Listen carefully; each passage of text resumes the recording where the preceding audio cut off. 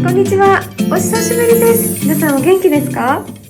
私は無事アメリカの東海岸に引っ越したので、ただ今いるところはとりあえず仮で1年間住んでるだけなので、ちょっと日本から船便で送った家具とかが一切入りきらないから、ちょっとそれはもう倉庫で1年間預かってもらって家具をレンタルしてるんですね。あの辺のものとかもレンタルなんだけども、なのでちょっと Amazon で間に合わせを買って、とりあえず手荷物で持ってきたコスメたちっていうのをここに入れて、今この洗面所で使っている形になるので、もし興味ある人いらっしゃったら、どんなもの持ってきたのかとか、あとは装置とかいろいろと話しながらお見せしたいなと思います。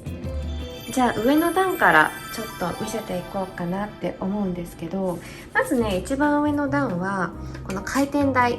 を入れていて、でここに基本的に、スキンケアだったりとか、あとは、メイクで使うもの全部ですね。基本的に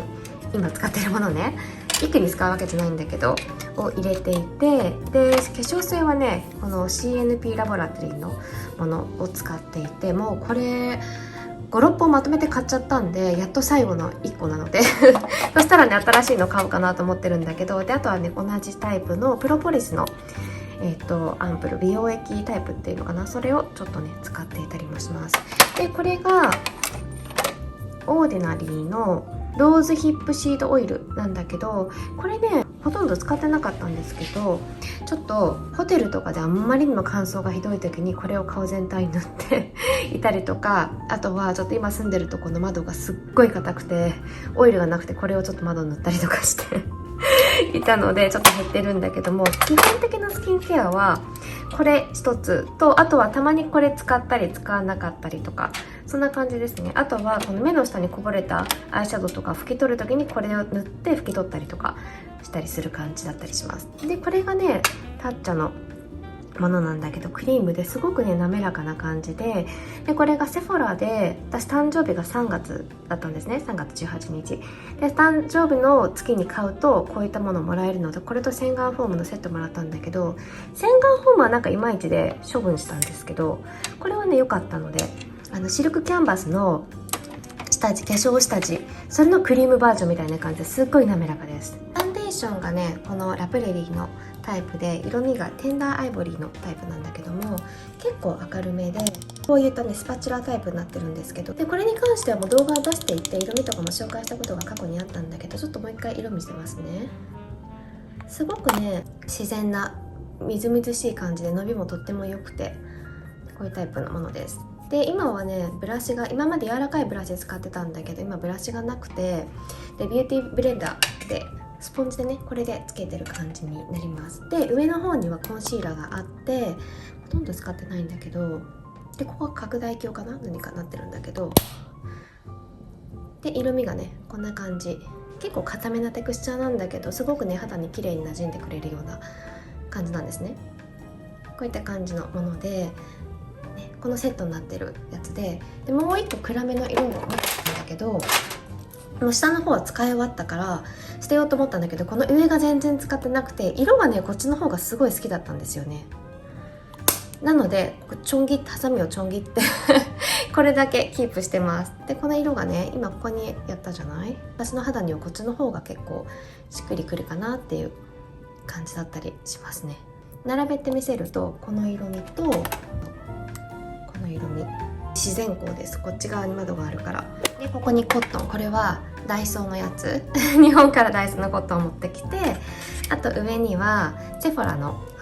結構前に買ったビューラーなんだけど、結構直角で気に入っていて使ってます。で私が持っているこれがね、私がすごい好きなリップクリームで、もう滑らかなタイプがすごく私は好きで、これはねもう何本もリピートしてるんですけど、唇がすごい荒れてる時はこのモアリップっていうのを結構使ってて、ただこのずっと使わなくて、3日とか4日とかそのぐらい、連続してもそのぐらいで、あとはもうこっちって感じですね。でこれがねラネージュとかだったかな、ちょっと読み方違うかもしれないんですけど、これがグレープの香りで、こっちがレモンで、あとはストロベリーとミントとかがあったかな、4個だったかな。で結構ね色もこういった感じで、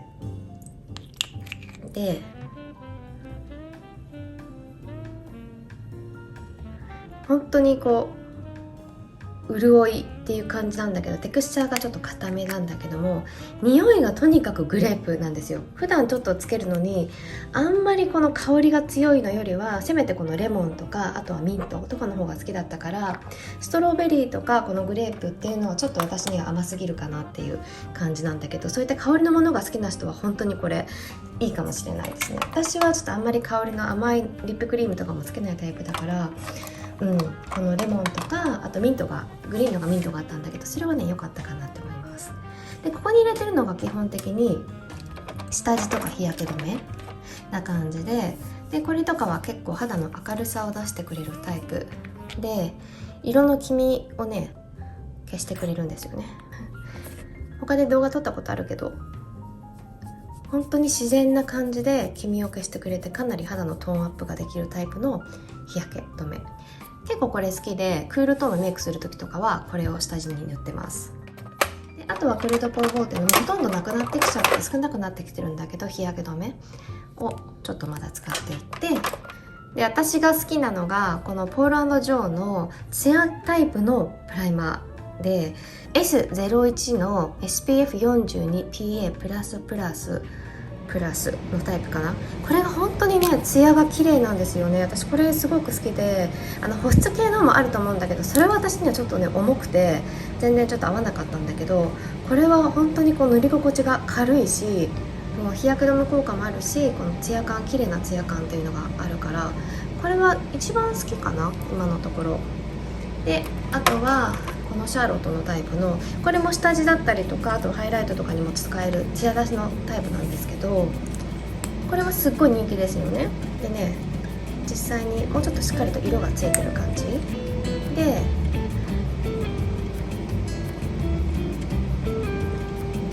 こういう感じ、ちょっとわかるかな。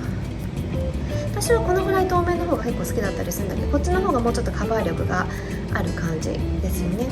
でこれが2番のフェアっていう色味なんだけども、この辺に塗ったのがシャーロットで、こっちがポール&ジョーの感じなんだけど、どっちもねそれぞれ良さがあるので両方とも好きで、私はミニサイズを持ってます。であとはカッチャのこのプライマーね、シルクキャンバスの固形タイプとリキッドタイプがあるんだけど、私両方持ってて、固形タイプの方は船便で送ってちょっと手元にはないので、こっちのリキッドタイプの方があるんだけど、色はねこんな感じで、ディオールのバックステージのすごく滑らかなタイプのプライマー、それ使ったことがある人はそれともすごく似てます。そっち船便にしちゃってそうこっちの方がちっちゃいから、こっちをね手荷物で持ってきたんですけど、すごくね肌が滑らかにシルキーな感じになるタイプで好きで使ってます。であとはブラシね、ブラシがねこのブランドのまとめてアイセットっていうのを、アイシャドウブラシをまとめて買ったんですね。それしか持ってきてなくて、基本的なアイメイクのブラシは。でそれを全部今試してるとこで、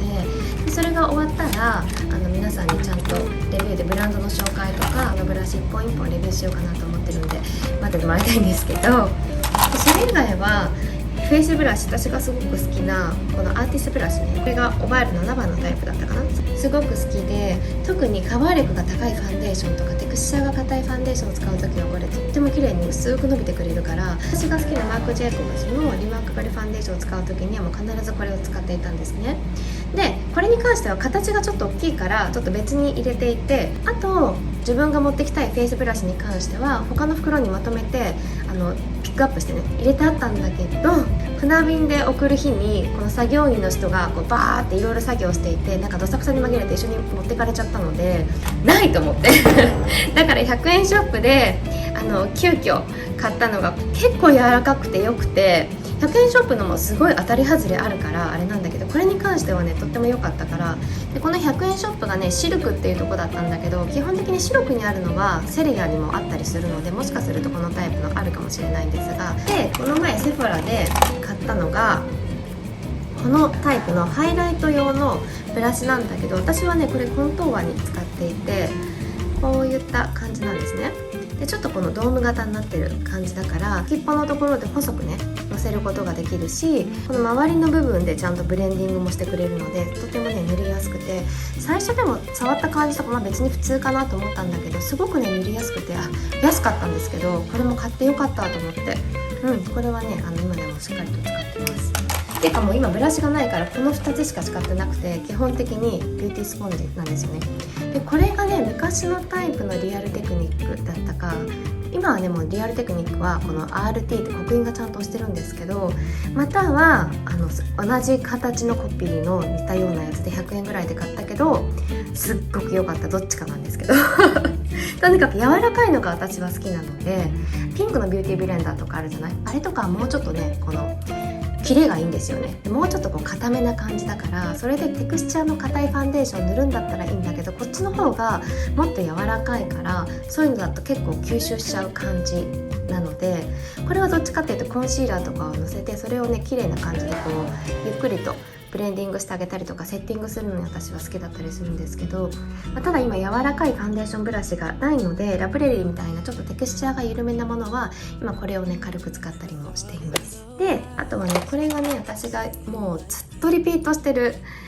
エルセーブのロレアルのねエルセーブのヘアオイルなんだけど、特に私の髪のこのダメージ毛の時はこの浸透性がすごく良くて、ちゃんとこう油分が保湿されるんだけどもベタベタしないっていうのがすごい好きで、これもいろんなタイプがあるじゃないですか、色違いで。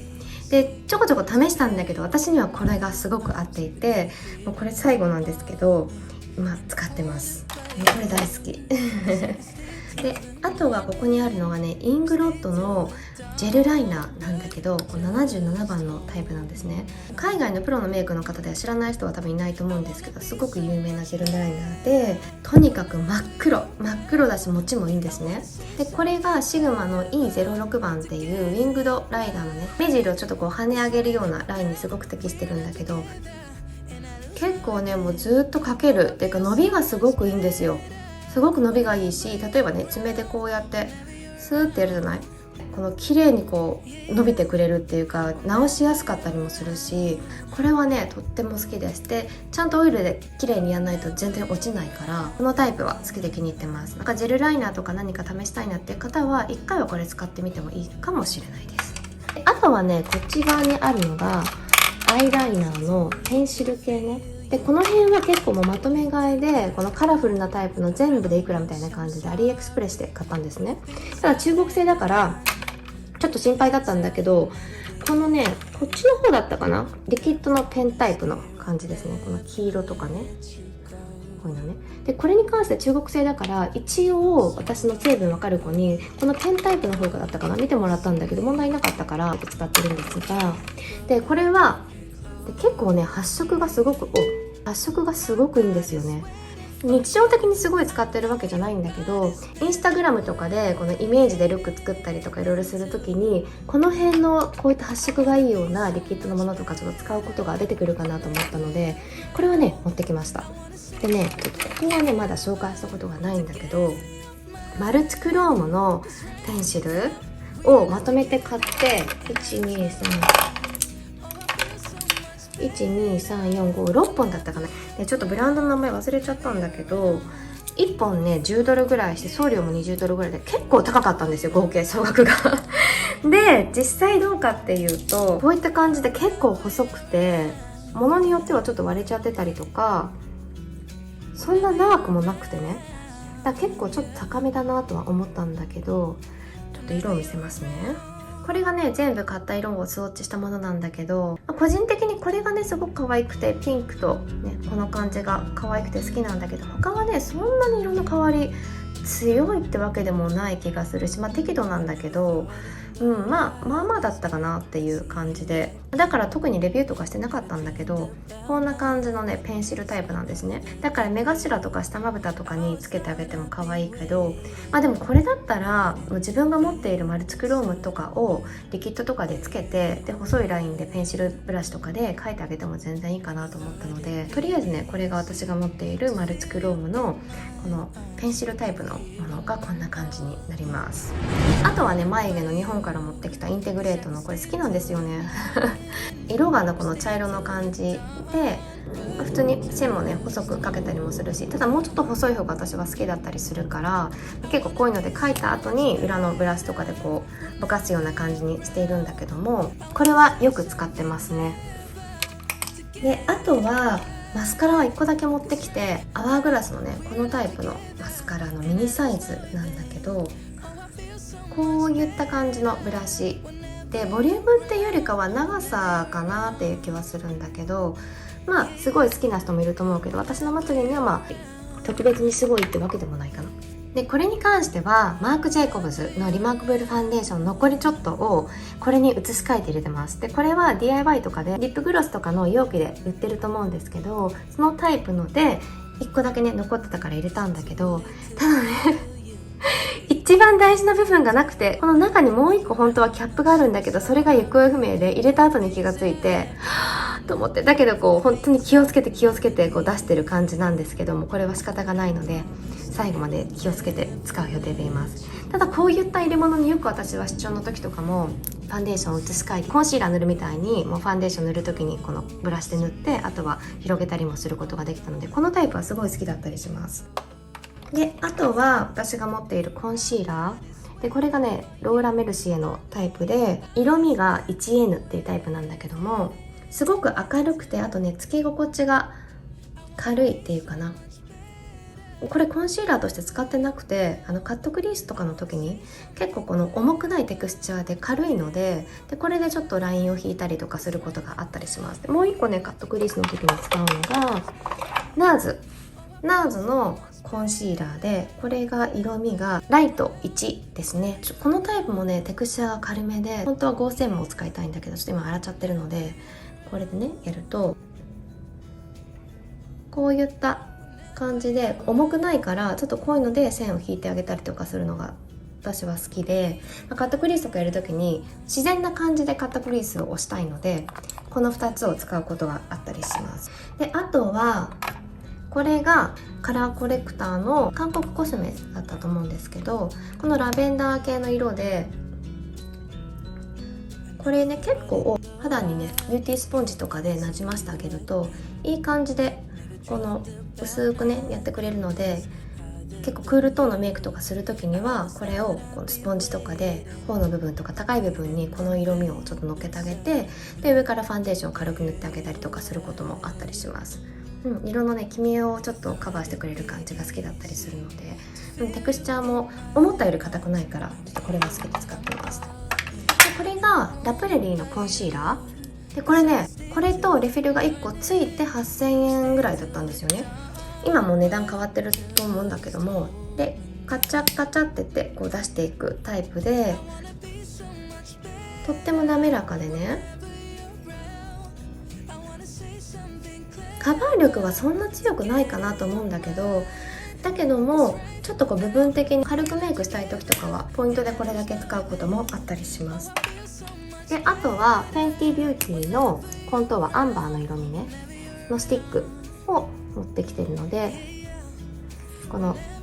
色ね結構ねブレンドとかしていくとかなりほら薄くなっていくので、私は今このビューティースポンジでこのトントントントンってやってるけど結構薄くなるから、そうするとまた上にやってまたトントントントントントンってこう重ねて結構使ってるような感じにしてます。あとはね今日届いたばっかりなんだけど、メフロンのこのミクシングリキッドで、こういったものをあと合成毛とかにこうちょっと濡らしてつけて、でこのメタリックのものとか、あとはルーズパウダー、こういったこのパウダー状のものをつけてあげると、綺麗な感じでこう発色してくれたりとかもするので、結構大きくてびっくりしたんだけどやっと買えたので、ちょっといろいろこれから使っていこうかなと思ってるんですけど、でこっちにあるのがパッドマックグラスのねこのワンドタイプで、これも似たような感じなんだけど、このスティックバージョンっていうのかな、こんな感じで無色透明な感じなんですけど、でちょっとペタペタしてるような感じになるんですよね。でその上にこの色とか塗ってあげると結構しっかりとラメ感とかも落ちずについてくれるって、発色も良くしてくれるってタイプなんだけど、それはすごくいいんだけど、ただこれ1個私の中でいまいちだなと思うのが、この形状でこうカチャカチャって出すんだけども、出したらその分戻らないから、ちょっと使いやすさがまあまあかなと思って、それだったらこれはね100円ショップで普通に売っているメイク落としペンなんですねこういうのでこれをこうなぞるじゃない、こうやってなぞってあげてコットンでこうやってあげると綺麗に落ちてくれるんですね。でこれとかはほらこれでこう普通に出ては戻せるタイプなんですよ。こういったタイプのワンドだったら本当に良かったの。100円ショップでもこの構造ができるんだから絶対パッドだったらできると思うんだけど、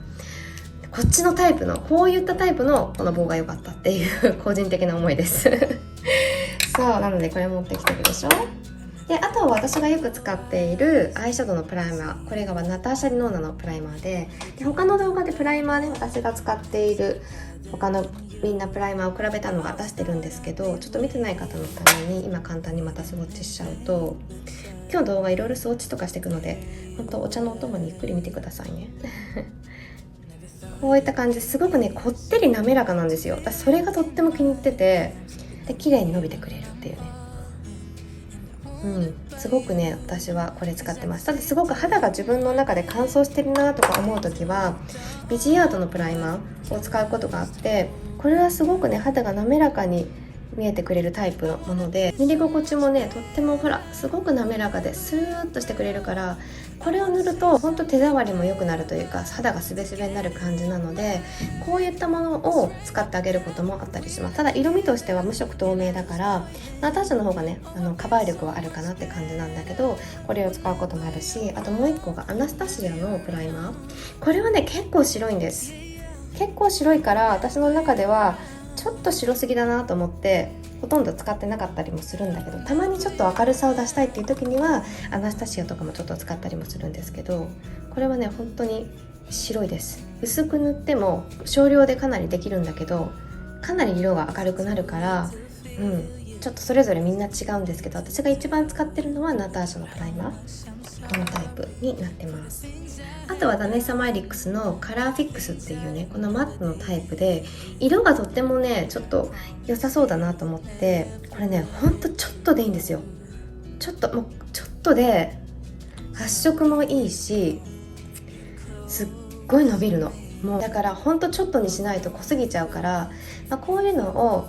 アイホールとかにちょっと時間がない時とかこれだけでも軽くやってあげたりとかするとちょっと彫りが出る感じにもなるので、もっと少しでいいんですけど、ちょっとね色味の調整とかで使ったりもします。これは全然どこでも使えるので、それこそねちょっとこれでシェーディングとかする人もいるかもしれないし、使い道はいろいろあるんですけど、私は基本的にはアイシャドウの、ベースみたいな形でちょっと使うことがあったりします。であとはダネッサつながりで、これがダネッサマイリックスのマルチクロームピグメントで、この顔にも使えたりとか目に使えたりとかするやつなんだけど、ウォータープルーフなんですね。これがすごい本当にすっごい発色でまた綺麗なんですよ。本当私の中で大ヒットだったんですけど、なのでプレゼントしてくださった方も本当感謝なんですが、ほらすごいでしょこれが。でただちょっとこれで直接つけるとあれなので、基本的にここに取ってブラシでこう取ってまぶたにつけてあげたりするんだけど、ちょっとここにこうつけとくじゃない。でこれ乾くともうこすっても水でやっても全然落ちないので、ちゃんとオイルでしっかりやってあげないと落ちないタイプなので、海とか行く人はこれすごくいいと思うんだけど、気軽にこの辺に乗っけてると落とすのに大苦労するぐらい全然落ちないタイプです。であとはターシャ・ディノーナのアイシャドウのマルチピグメント、これもねまたよくってね、こういった色味なんですけども、あとはスキャラブの色、これがウォーターレジスタントなので完全にウォータープルーフじゃないけど水には強いというタイプで防水ではないですね。だけど水に強いからなかなか落ちにくかったりもするんだけど、ダネッサのこっちはもう完全にウォータープルーフなので全然落ちないっていう違いがあるんだけど、リキッド系だから輝きが綺麗ですよね。あとはねウルトラバイオレットの色味で、私これすごく好きなんだけど、この色味なんですね。とってもね綺麗だなと思う色で、ナターシャのねこのマルチクロームのこれに関してはリキッドなんだけど扱いがすごいしやすいから、リキッドのアイシャドウが難しそうと思う人でもこれだったらねちょっと試してみてもいいんじゃないかなと。特にこういったマルチクロームみたいな色がこうやって変わるタイプで、これ一つだけをねちょっと薄くまぶたにのせても綺麗だったりするので、こういうのもねちょっと冒険で一回買ってみてもいいかななんて個人的には思いますが、皆さんどうですかこういったもの、この3つをね私は持ってます。であとはルースパウダー系、この辺がみんなケイオスコスメティックっていうブランドなんだけども、私が好きなディオクロームとかのルースピグメントなんだけど、これはね結構しっとりしてるんですよね。だから普通に指で取って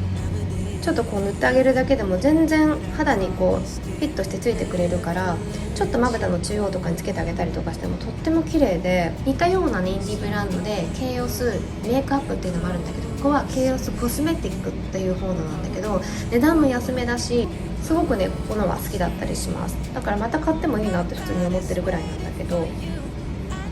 色味もみんな自然な感じで綺麗でしょ。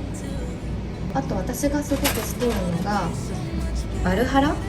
て読むんだろうっていう色味なんですけど、これはね本当によく使った。ナターシャ・リノーナのゴールドパレットに入っているデュオクロームとかちょっと似てるかなとは思うんだけど、こういった感じでちょっとねこのトントントントンってこのまま指でつけてあげても全然落ちたりとかもしないし、この綺麗なね色の感じが出てくれて、これはとにかくねよく使ってましたね。よく使ってるんだけど全然減らないからちょっとね好きちょっとね好きって言って。であとはちょっとバイオレット系っていうのかな、ピンクとバイオレットみたいな感じの見え方のものですよね。みんなね自然なんだけど輝きがすごくしっかりしてるから、私はこの辺はみんな好きなんですよね。であとこれね、これがインビクタスっていうのかな。この辺とか私のイメージだとナターシャ・リノーナのスターパレットに入っていたディオクロームとかに話したような気がするんですけど、でこんな感じの色味ね。ただツヤ感がねこっちの方が強いです。輝きがこっちの方が強い感じ。こういった感じでしょ。でこれねこの色味っていうのが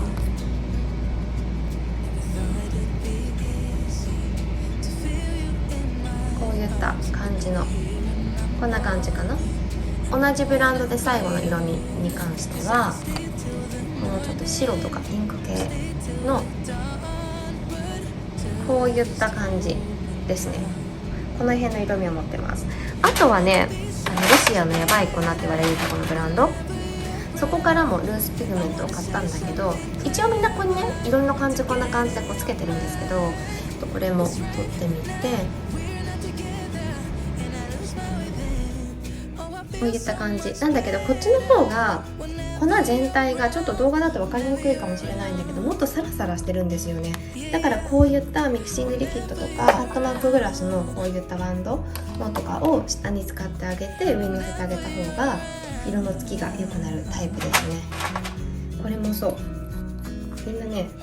かなりサラサラだからこれだけまぶたにやってもちょっと押しやすいかなと思います。ただねしっとりとしたプライマーの上に直接のせればまだいいんだけど、やっぱりこっちのケイオスコスメティックの方と比べてはずっとサラサラ感が強いから綺麗なんだけどね、簡単に使える方はこっちだったりするので、結構こっちのロシアの方は全然使ってなかったりするんだけど、またねいろいろ使っていきたいなとは思っているので、インスタとかでルック作る時にこういったものも使ってこようと思うのでぜひ見てみてくださいね。でこれがマジカルメイクアップの、みんなこれもね私ディオクロームとかマルチクロームとかすごい好きだからそういうものがみんな入ってるタイプのものになります。せっかくだからちょっと全色そっち見せますね。すごく淡いからちょっと分かりにくいかもしれないんですけど、123456789っていう感じでこういったね淡い感じなんですよね。こっちのこういった強い方とはまた違ってニュアンスで輝きの風味とかちょっと変えたいなとかいう時にはこれがねとっても自然でナチュラルに輝きとかの色の変化とかも楽しみたい人はこれもとっても私は好きで使ってますね。でコンパクトでみんなこういうのが詰まってたからこれはね持ってきたんですけど、とりあえずねスウォッチがこんな感じになります。であとはセッティングパウダー、ジャクリンヒルのね、これはもうお気に入りの動画で出したと思うんですけど、これはもう本当によく使ってるのでもうこれでしょ。であとアワーグラスのアンビエントライティングパウダー、私全色持っていてすごく好きなんだけど結構一個一個大きめだからこれをねまとめて一つだけ持ってきました。でこの感じだったらちょっと暗めもあるし、今の段階でこの3色パレットっていうのは一番明るいのと中くらいと一番暗いのがあると思うんですが、これがね一番明るいタイプのものになっています。であとはケビン・オークウィンのこのミニサイズのね、こっちがハイライトになってるんだけど、私このハイライトはね博報堂の金粉とかをねこう使うようなブラシがあって、あれでやると本当に好きなんだけど今ブラシがなくてビューティーブレンダーでもう取ってそれでこうナチュラルにのせてあげたりしています。であとはこちらコントーバーの色にね、こっこのミニサイズはミディアムの色味が入ってるんだけど、私それが一番好きで、これでこう取ってあげて、最初この辺にフェンディのやったと思うんですけど、その上とかにこんな感じでちょっとセッティングしてあげるじゃないけど、コントゥアスティックの上にまたさらにこんな感じで色味を出してあげて、ちょっと影感っていうのをね綺麗に出してあげたりとかしてます。これはとっても好きですね。であとブロンザーのベネフィットのすごくミニタイプのタイプね。でこれもたまにかな、最近あんま使ってないんだけど、色味としてはこういった感じの色味になってます。極端に赤すぎないけど適度な感じかな、こういったものですね。これもたまに使ってます。であとは綿棒ね。綿棒の白とあとは黒のがすごく好きで、こっちがメイクに使ってて、こっちが耳の掃除に使ってます。でこのねタイプ私100円ショップでよく買ってたんだけど、ダイソーは200本ぐらいで100円なんですね。でセリアは100本ぐらいで100円なんだけど、ダイソーのこの芯の方が弱い。紙芯とはあるんだけどセリアの方が芯が強いので、私は個人的にセリアの芯が好きですが、両方買って持ってますって感じで、これが上の段。次は真ん中の段なんだけど、一番右側がダネッサマイリックスのこのねタイプを使ってます。結構インスタグラムとかで写真を見てルックの参考にして作る時あるんですけど、もうこれはね私本当になくてはならないパレットで、これね別でレビュー出してるのでよかったら見てください。このパレットはもう絶対に持ってこようと思って、これは手荷物で持ってきました。であとはナターシャ・ディオールの28色パレット、それぞれねみんなレビューを全部出してるので、そっちとかそっちで見てもらいたいんですけど、こういったねタイプのものと、あとはこっちのねこのタイプを持ってきました。でなんでこの2つを選んだかっていうと、このフルサイズで昔の28色パレットそれぞれとこれが全部混ざってなっているパレットがあるんですね。それのレビューをねちょっとしようと思ってこの3つを持ってきたっていうのもあったりします。でナターシャの10色パレットね、もうこれ売ってないかもしれないですね。これもレビューね出してるので、気になる人はこんなのあったんだって感じで見てもらいたいんですけど、あとはスコット・バーンズ、もうこれはねラメ感が本当に私は好きなので、ホットマックグラスとかはまたねないタイプなんですよね。これとかも本当すごいんだけど、とってもね綺麗なラメ感が強いタイプなんですよね。なのでちょっと代わりになるものはなかなかないと思ったので、これは持ってきました。あとはカレードスのこのタイプのねパープル系のパレットなんだけど、これもとっても綺麗でデュオクロームが2つ入っていて、これまだレビュー出してないからこれから出そうとも思ってるんだけど、この2つの色味がとっても気に入っていて、これもね持ってきました。であとはビジアートね、私が大好きなこのカラフルのねエディトリアルブライツとか、まだレビューを出してないねボフェミ&レイミとかこのタイプとか、あとクイルマットだったりとかで、パッドマックグラスのこのちっちゃいタイプはみんな持ってきました。何かっていうと、このタイプのパレットとか、これはねこのブラウンが本当に良くてレビュー出してるのでね別でまた見ていただきたいんですけど、これもそうだし、でこれはまだレビュー出してないやつですね出してないやつなんだけど、こういったものを持ってきたし、これもレビュー出してるやつですね。これからの時期の春にもとってもいいかなと思うし、あとナターシャ・ディノーナのパステルパレットがあると思うんですけど、この前オンラインで買って比べたいなと思ってるんだけど、あとは特別シェードだけが入っているねこのタイプとか、このタイプね、もうこれらも一個一個レビュー出してるので、概要欄の方にリンクを貼っておくので、よかったら見てみてください。で2段目に入っている最後のが両方ともビジアートのマットを持ってきました。グランデプロの1、これがねマットねで 1X の方も出ていて、そっちの方がねもう少し1個のねパンの容量を少なくする代わりにもう1列分増えてるものがあったりするんですけどね、それもすっごく欲しいなと思ってるんだけど、これもまだまだたっぷり使えるので、使用期限は3年でもそろそろもう今年ぐらいで使用期限かなと思うんだけど、でもねすごく元気でいてくれるので、これはもうマットは本当に使いやすいので、このマットを持ってきました。であとは同じマットでもカラフルなものに関しては、このエディトリアルブライトも大好きなんだけど、このグランデプロの3でここに入ってる色もとっても使える色が多くて、最初ねちょっと赤系が多い印象でためらったんだけども、買ってみたらとっても良かったので、もうこれもね必ず持ってきました。基本的にビジアードのカラフルなものとかは他のパレットと一緒に使って色味の調整とかをしたりする時に使うので、もう私にとってはマストのパレットになってます。であとはマザーシップパレットを下に入れてます。珍しくね箱にみんな入れてるんだけども、スーツケースに箱で入れてたからでもちょっとこんな感じでしばらく使ってもいいかなと思ったので、1だったりとか、あとは2、3で4がなくて5、6、7、8、9ってあるので、全部一個一個これは全部レビュー出しているので概要欄の方から見ていただければと思うんですが、こんな感じで私が今ね使っているパレットたちになっています。であとはこれからね変わっていこうかなと思ってるんだけど、今のところとりあえずは私はこんな感じで生活をしているので何持ってきたのかなって思われた方は、これがね今私が持っているコスメの全てになります。もう圧倒的にアイメイクが多いので、もうこの口紅とかないですよね。どこって思った人いませんか？もうね、これとあとはリップペンシルぐらいでもうマスクしてるので全然使ってないです。ナターシャのねリップとかもちょっと欲しいなと思ってるので、もうちょっとね時期が落ち着いてきたらリップ系もいろいろ買っていこうかなって思ってるんですけど、あとチークもないでしょ。チークとかはこのビジンアートのね、これ顔全体に使えるやつなのでピンク系とかちょっと軽く混ぜて使ったりとか、あとはアワーグラスのこの右側のね色味ちょっと暗めのものとちょっと他の色を混ぜてやってあげるとツヤ感が出たりとかして、プラスいかにもチーク塗ってますっていう感じにもならなくて結構好きで、いろいろ混ぜてますこれが私が今使っている簡単なドレッサーっていうか代わりのものですねになっています。あとは1年後とかにまた全部自分たちの家具が戻ってきた時に、ドレッサーとかもあるので、その時にこういったものはキッチンで使ったりとか何でも使い道があるなと思ったので、あえてねこのタイプにしたんですけど、結構ね普通に簡単に動かして好きなところでメイクもできるし気に入ってたりはします。またねこれから少しずつ動画アップデートしていこうかなって思っているので、これからもどうぞよろしくお願いします。ということで皆さんまた他の動画で